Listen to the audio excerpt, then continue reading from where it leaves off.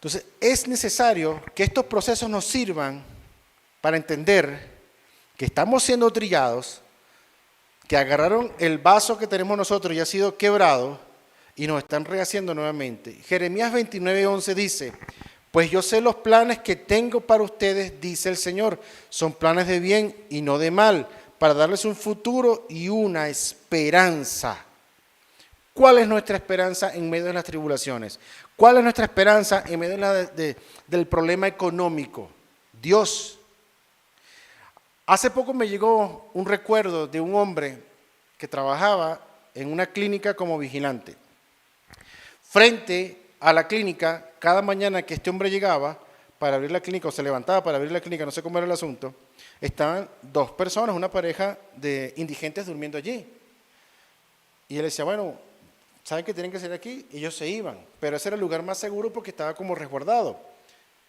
Esta gente estaba orando y orando y orando porque en medio de la tribulación que estaban viviendo, o sea, dos venezolanos durmiendo en la calle, indigentes como pareja, sin trabajo, sin techo, y clamando a Dios, pidiendo, Señor, yo creo en un Dios que cambia, que sana, que transforma, y todavía estoy aquí.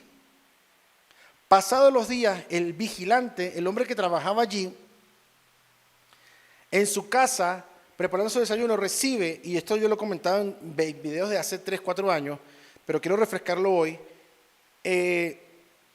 le dice, ese desayuno se lo vas a dar a los que están durmiendo frente a tu trabajo. Este hombre en cuestión, así que, ya va, ¿en serio? Sí. Ok, obedece, guarda y se va a preparar otra cosa para él. Y el Señor le dice, no lleves comida para ti. El hombre sintió algo en su corazón que dijo, fue tanta la voz y lo que el Señor obró en él, que decidió obedecer. Y le dijo, diles que he escuchado su oración, que vaya al lugar que me ha pedido, que allí yo le daré. Y el hombre fue, llegó, ese día le tocaba entrar en la mañana, no sé cómo el asunto, abrió su cuestión, y mira, este es el desayuno para ustedes. Y el Señor me dijo que ha escuchado su oración, todo lo que le acabo de decir ahorita, vayan. Manito, esa gente pegó un brinco, desayunaron con cafecito, su cuestión, y se lanzaron al lugar. A la semana ya despejaron, o siguieron allí unos días más, y después pasó un tiempito, como a los 10, 15 días, aparecen las personas dándole gracias a este hombre que vieron como profeta y ungido de Dios porque les había dado una palabra, el cual se había cumplido. ¿Qué consiguió esa pareja de indigentes que estaba durmiendo en la calle? Consiguió casa y consiguieron trabajo.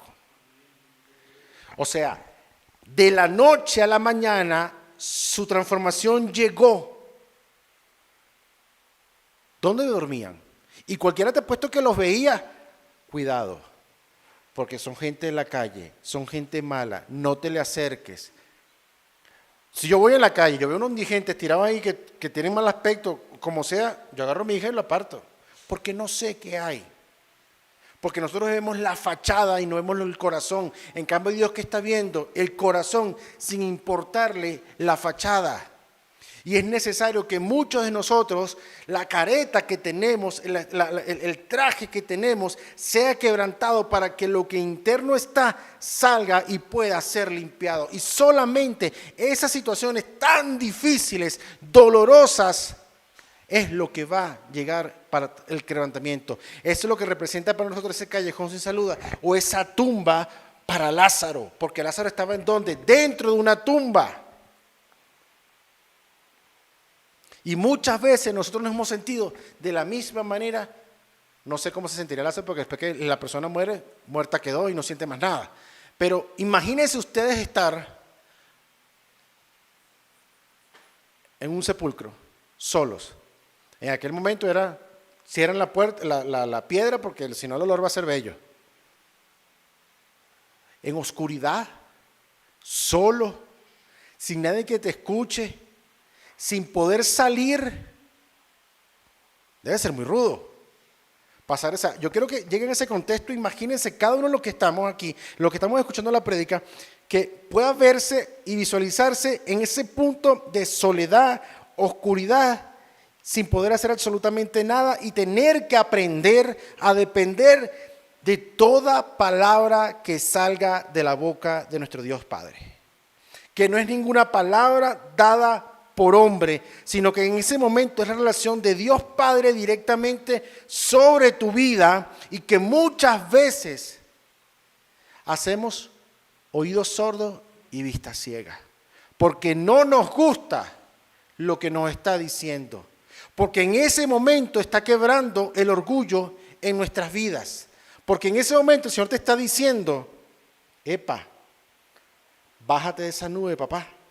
Entiende que yo soy Dios y que se va a hacer a mi manera, quieras o no. ¿Y por qué algunos sí avanzan de manera diferente? ¿Y cómo es el camino de esas personas? ¿Cómo? Porque creen conquistar al mundo, pero ¿cómo está su vida sentimental? ¿Cómo está su vida matrimonial? ¿Quién conoce en esas personas el vacío de su corazón que puedan llegar a percibir? Nadie lo sabe, solamente Dios. Pero creen que porque compraron carro, porque agarran, es más, se los he dicho en talleres de emociones, cuando una persona se mete de lleno al gimnasio, es drenando el peso de la semana. Porque hay gente que todavía busca la televisión, los juegos, el gimnasio, la música, el trabajo para meterse y enfocarse en ese lugar y olvidarse de lo que está viviendo, porque lo que está viviendo no le llena. Y lo único que mantiene esa llenura de paz, de tranquilidad, es la actividad que está haciendo. No solamente en esas partes, hay gente que se mete tanto en la pornografía que es lo que le da paz. Hay gente que se mete tanto que quiero tener sexo con mi esposa porque es lo que termina dándole la tranquilidad del momento, pero son llenuras pasajeras. El Señor nos dijo en su palabra que el que beba de Él no tendrá sed. ¿Y qué significa eso en nuestras vidas? Que no va a haber ansiedad que te supere porque tú estás conectado a la fuente que da vida, que calma, que transforma.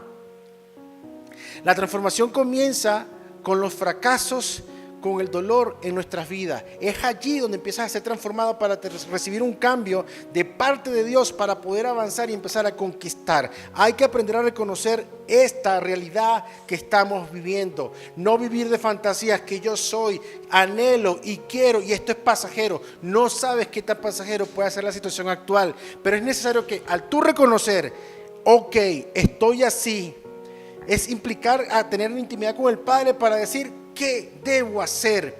Enfrentar esa realidad nos hace comprender nuestra necesidad de Dios. Cuando te ves encerrado, ¿a quién puedes clamar que pueda cambiar tu situación? Psicólogos, millonarios que te presten y te hagan un préstamo, un banco. No. El pastor, la pastora, el profeta, porque hay gente que se le acerca, profeta, profetíceme qué debo hacer. Y salen engañadores o salen palabras extrañas. Dice, así te dice el Señor. Porque no tienen que decir. Porque a veces el Señor les ha dicho, yo te mandé a profetizar. Hoy en día pasa así. Hay mucha gente que el Señor no les ha mandado a profetizar. Y sobre tópicos específicos, menos. Yo puedo pararme aquí y decir y declarar una palabra profética sobre cada aquel que escucha y decir, yo declaro que tu situación va a cambiar en el nombre poderoso de Jesús. Pero es una profecía ¿de qué magnitud? Declarando en los cielos al Padre para que tu situación cambie. ¿Y quién activa la profecía? Yo, el que la recibe.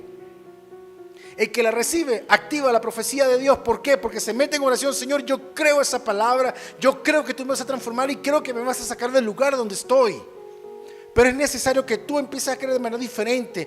Dios usa la situación de nuestras vidas para revelar su verdadera identidad. ¿Por qué revelar su verdadera identidad? Porque muchos ven a un Dios como un Dios proveedor, como un Dios castigador o como un Dios de amor. Y dependiendo de la situación que estamos viviendo, el Señor necesita mostrar quién es Él en el momento que estás viviendo. Porque hay gente que dice, no, Dios es puro amor. Y si Dios necesita corregirte, como dice la palabra, que al que ama, Él reprende, corrige. En estos días hablé de un profeta que dice, bueno, con Job, bueno, Habacuc, que estaba en el versículo 2, que dice, bueno, y me puse en mi altar ¿a qué? A esperar la respuesta y la reprensión de Dios. No sé si era amo, no me acuerdo. Entonces es lo que yo voy, o sea, hay momentos que tú tienes que llevar.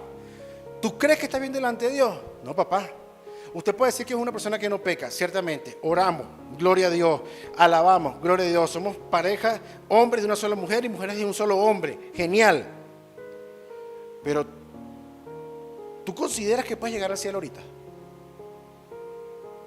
Manito, a mí con lo que el Señor me ha mostrado, que por el simple hecho de yo ir a trabajar a un lugar, a trabajar económicamente con mis manos, humanamente con mis manos, ir a hacer un oficio de algo específico, se presentaba un gran problema y el trono de Dios se revelaba, o el castillo, la entrada al castillo de Dios se revelaba, y yo estaba lejos para poder alcanzar la salvación. Y yo lo que dije, miércoles, a correr se ha dicho, ponte los patines. Y cuando llego, no llego con dos bichos atrás persiguiéndome para cortarme. Y yo entraba y le decía, Señor, perdóname, permíteme salvarme. ¿Por qué? ¿Por qué? ¿Porque había pecado? Sí. ¡Ah! El pastor pecó. No es la manera que usted cree. Porque el Señor me había dicho a mí, no vayas a hacer el trabajo.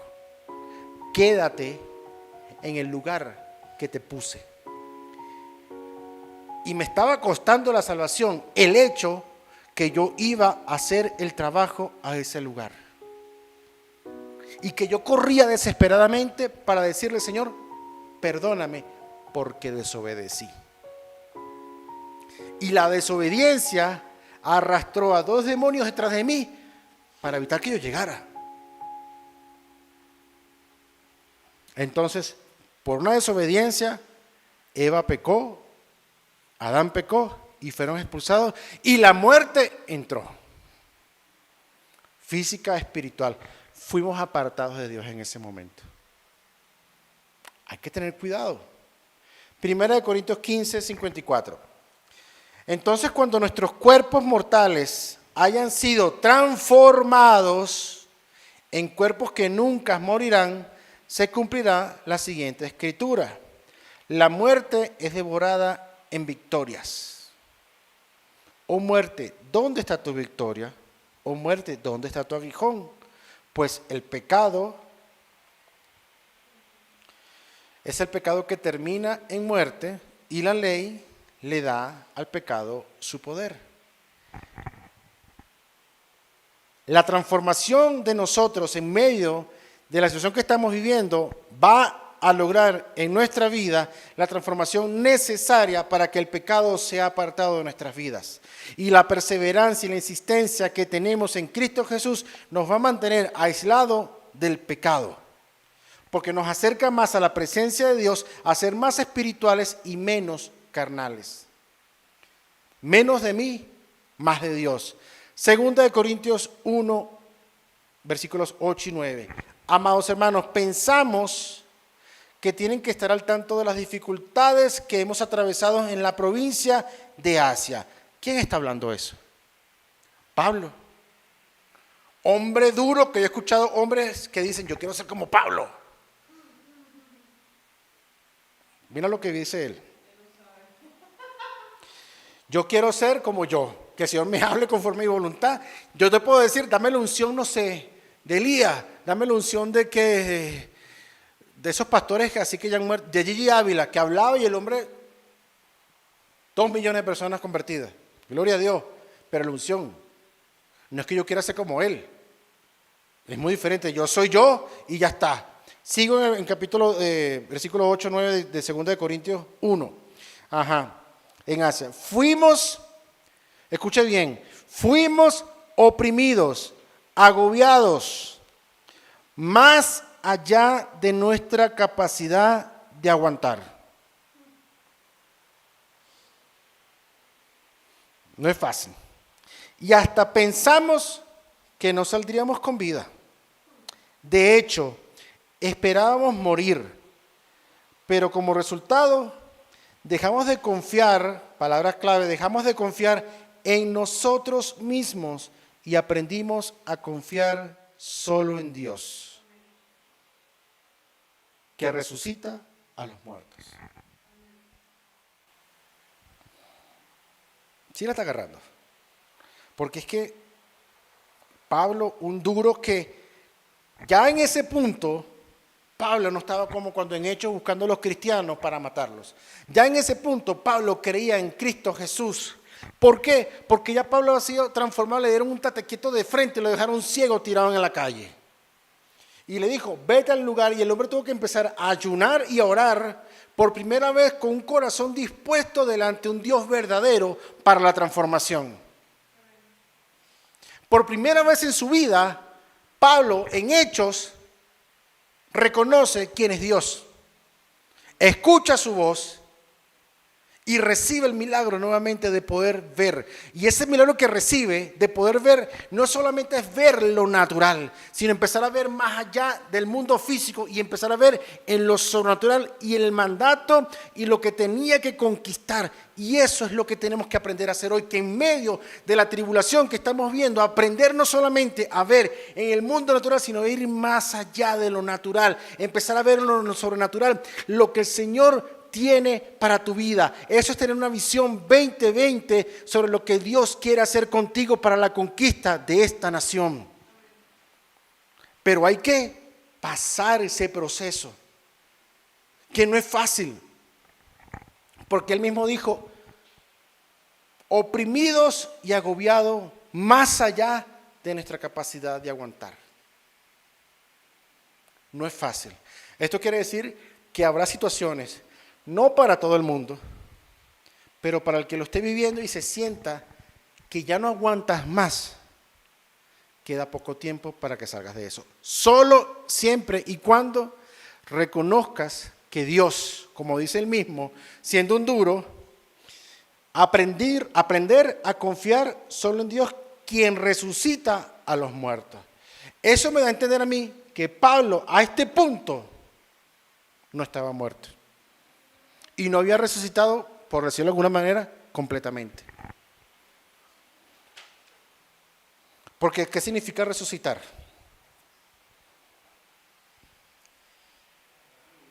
Revivir, pero revivir nuevamente, o sea, vivir diferente.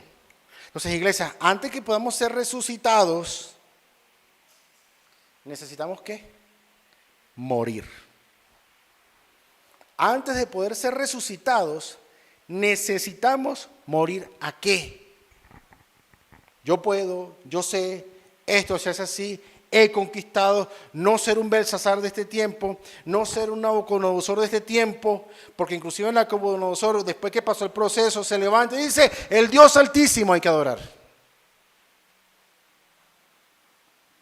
José, en medio de las circunstancias, dijeron, ustedes planearon contra mí mal, pero era necesario que yo viviera todo esto para poder dar las vidas en medio de la sequía de las 7 vacas locas que estaban flacas.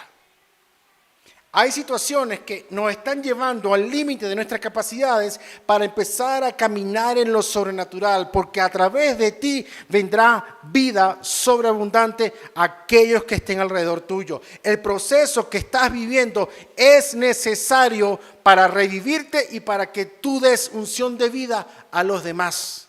Eso es así, por eso lo vives, por eso lo que estás pasando y sintiendo. Miqueas 7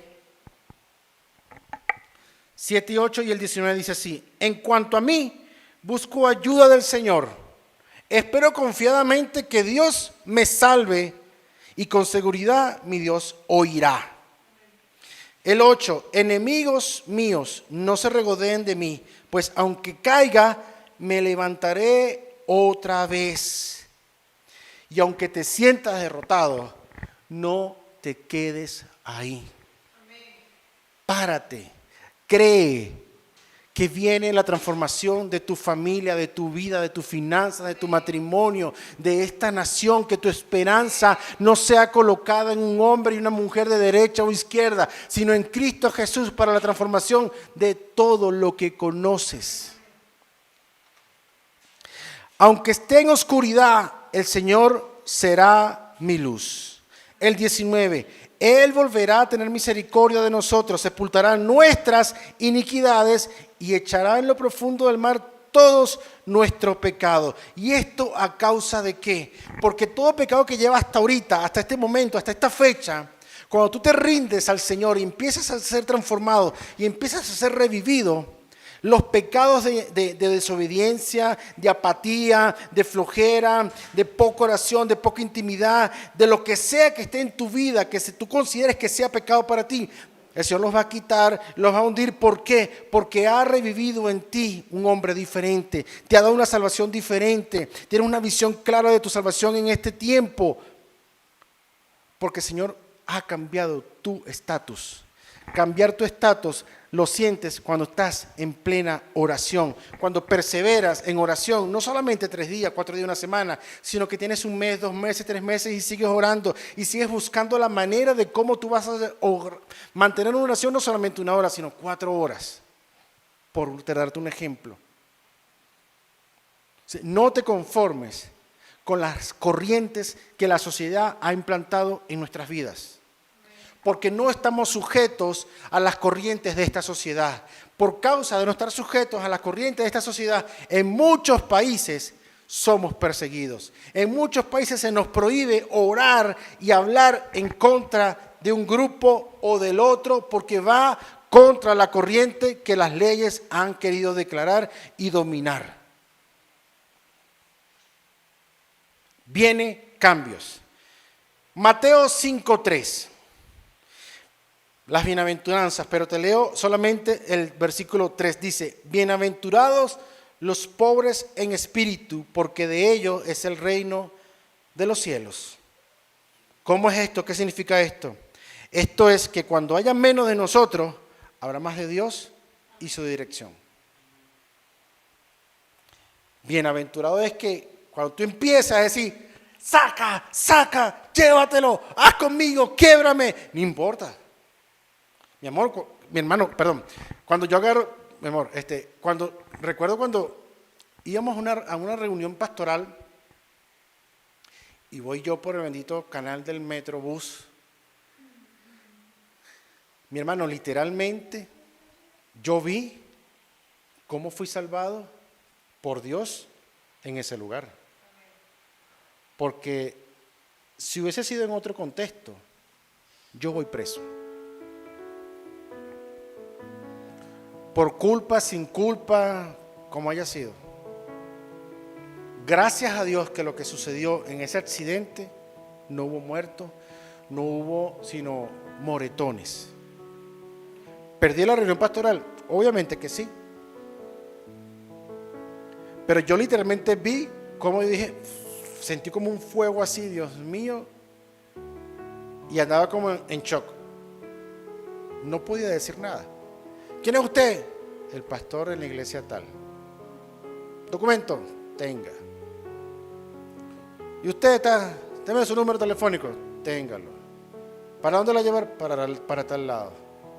Si no se hace cargo, yo lo busco. No te preocupes. Pastor, no voy para la reunión. Y llegué y llevé a las personas. Y gracias a Dios, ¿fue desagradable? Sí. ¿Moretones? Sí. ¿Fracturas y cosas? No, nada que ver. No hubo ni sangre, gracias a Dios. Pero tú sientes cómo fue el enemigo lanzándote no una piedrita, un peñasco para matarte. Eso es lo que uno siente cuando pasan situaciones que te superan en creces y que no tienes cómo defenderte de nada. Llamo a mi papá, llamo a mi mamá. No, mamá, papá, pastor. Entonces, ¿sabes? Eso es dejarte, Señor, aprender a confiar en ti para que tú obres y podamos avanzar de manera diferente. Conocemos a Jesús cuando empezamos a caminar en Cristo Jesús. ¿Y a qué me refiero con esto? Cuando te hablan de la palabra, tú empiezas a creer, pero lo hacemos solamente aquí en la tierra. Y por eso la muerte, la duda y los pecados todavía pueden alcanzarnos. Solamente cuando vivimos estos procesos tan duros, fuertes, agobiantes, tortuosos, tú dices: Señor, entiendo que mi vida, mi respirar, la camisa, la ropa, la pasta de dientes que utilizo para cepillarme los dientes, todo está en tus manos. Todo. Entonces ahí, cuando el Señor me ministraba y me decía lo siguiente: Isaías 45, versículo 2 al 3. Esto te dice el Señor: iré delante de ti, diga su nombre, y allanaré los montes, echaré abajo las puertas de bronce y cortaré las barras de hierro. Te daré tesoros escondidos en la oscuridad, riquezas secretas. Lo haré para que sepas que yo soy el Señor, Dios de Israel, el que te llama por tu nombre. Viene un tiempo para el que cree que aunque está poco, que aunque está reducido, los barrotes y las paredes y las puertas de bronce que se han colocado a tu alrededor, el Señor las va a patear, las va a quitar, las va a desaparecer para que tú puedas avanzar de una manera diferente. Y no solamente la capacidad económica que te hace falta para tú poder lograr esa meta que te has propuesto va a llegar. ¿De dónde? Del cielo se va a materializar en tu vida de forma física, porque tu dependencia no sale de un trabajo, de un contrato, de una herencia o de algo así. Sale de creer de tu fe en que Dios va a ser transformador y transformará tu destino y tu actual situación. Solo si en medio del proceso tú has aprendido a reconocer que Dios es Dios. Y que aún en medio del proceso, no solamente decir: Dios es Dios, haz conmigo lo que tú quieras. ¿Y por qué te digo esto? Porque yo cometí el error de pasar 1 año, 2 años. Tú me dijiste que serás mi papá y que me lanzara y creyera. Y mi oración así. Pues peor era, porque la incertidumbre era mayor, porque andaba como un ciego con un bastón, creyendo que lo que salía de mis intenciones era lo que el Señor estaba dando a mi vida. Pero cuando entendí que no, hay que buscar, porque la ansiedad subía y subía, que yo dije: me meto en oración y empiezo a levantar el muro y la conexión de Dios Padre para que el Señor obre en mi vida. Y es por eso que hoy por hoy yo entendí lo que es la honra. ¿Y a qué me refiero con esto? Cuando el Señor me da palabra para yo predicarla aquí o darle a alguien, o me permite un sueño revelado para alguien específico por lo que está viviendo, yo le dije al Señor: Señor, gracias, porque me siento honrado. Porque cuando tú buscas el significado de honrado, es la confianza que el Señor puede depositar en ti, porque te estima de tal manera que confía que puede darte un mensaje para que tú lo transmitas a esa persona y no se suban los humos a tu corazón. Y eso me hizo sentir a mí: Señor, gracias, porque me has dado palabra, no solamente para mí, sino a la gente que tengo cerca. Y entendí que esa es la honra de Dios Padre a nuestras vidas. Y nosotros tenemos que ser recíprocos con Él cuando decimos: Señor, confío en que tú vas a cambiar mi situación. Que la quejadera, apártala, para que sea el Señor obrando en tu vida de manera diferente y con fuerza y con fuego, para que tú veas la gloria de Dios resplandecer en tu caminar. Señor, de verdad que te doy gracias, porque sé que tu palabra en el día de hoy me llegó a mí. Primeramente a mí, porque de verdad que me siento agradecido por la dirección que tú me has dado, Señor. Gracias por lo que has permitido en mi vida. Pero hoy te pido, Señor, sobre este remanente que te escucha, que está viendo, Señor, que esa convicción, ese fuego, esa pasión descienda sobre cada uno de nosotros. Y así como dijiste en Isaías, Señor, ten misericordia, te pido yo, sobre los que escuchamos, para que venga esos tesoros escondidos y las puertas de bronce caídas y los barrotes cortados a nuestras vidas, Señor. Háblales para que entiendan que tú eres Dios, Señor. Padre, te bendecimos, te exaltamos, te damos gloria, honra por esta palabra, Señor, por la paciencia que tienes con cada uno de los que estamos acá, en nuestra testarudez, en nuestro orgullo, porque no hemos querido ceder delante de ti. Sabemos y entendemos que haces con nosotros conforme a tu voluntad y que nuestro libre albedrío, y eso tiene que decirlo cada uno de nosotros, tiene que decir: yo someto mi libre albedrío a ti, mi Señor Jesucristo, porque una cosa es yo declaro sobre ustedes y otra cosa es que usted con su boca declare una realidad si así lo cree para su vida, porque le estás diciendo a Dios: haz conmigo conforme a tu voluntad. Gracias, Padre, por este tiempo. Gracias por esta palabra, Señor. Te bendecimos y exaltamos siempre porque eres mi Dios, mi papá, mi amado, mi redentor, mi guía, mi todo. Gracias, Señor. Esperamos, Señor, ver no solamente algo sobrenatural esta semana, sino que yo te pido, Señor, que empieces a mostrar sueños y visiones sobre todos nosotros. Porque hoy te recuerdo lo que tú dijiste: en los postreros tiempos desataré la unción profética, en pocas palabras. Y eso es lo que tú has querido decir, Señor. Gracias, amado Padre, te bendecimos, te exaltamos. Iglesia, nos vemos la semana que viene. Pon en práctica y crea esta palabra, que viene cambios, si tú lo permites, si mueres a tu yo. Si no, es muy difícil. Un abrazo y bendiciones.